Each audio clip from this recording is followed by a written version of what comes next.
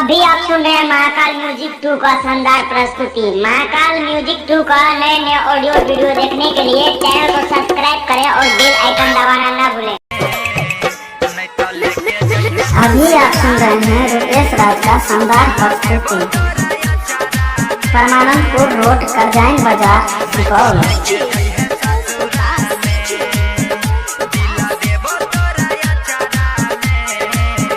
दिला देबो तोरा चारा में लेके चल जइहे ससुरा में। दिला देबो तोरा चारा में लेके चल जइहे ससुरा में। मन करत तो रखी है गे नहीं तो फेंक दी है कचरा में। दिला देबो तोरा चारा में नहीं तो लेके जइहे ससुरा में। दिला देबो तोरा चारा में तोई लेके जइहे ससुरा में। अभी आप सुन रहे हैं रुपेश राज का शानदार प्रस्तुति। परमानंदपुर रोड करजाइन बाजार सुपौल।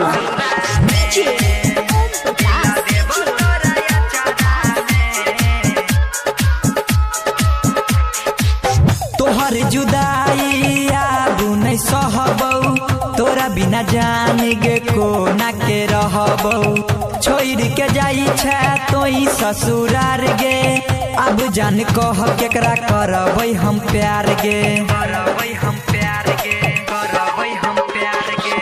तोहर जुदाई हम नहीं सहबौ तोरा बिना जान गे कोना के रहबौ।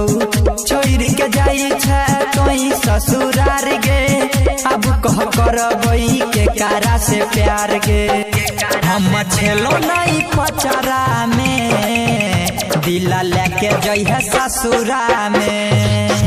दिला देबो तोरा चारा में तोई लेके जइहे ससुरा में। दिला देबो तोरा चारा में।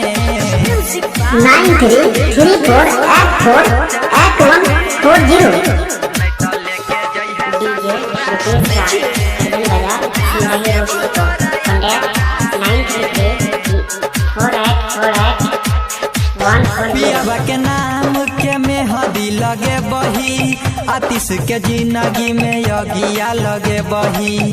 कानई छौगे तोहर दीवाना संजीत सत्यम के खूबे तरफे बही। पियाबा के नाम के मेहदी लगे बही आतिश के जिंदगी में कहियो ने ये बही। कानई छौगे तोहर दीवाना संजीत सत्यम के खूबे तरफे बही। कान छियो तोरे असरा में चाहे फेंक दी है कचरा में। दिला देबो तोरा चारा में तोई लेके जइहे ससुरा में। दिला देबो तोरा चारा में।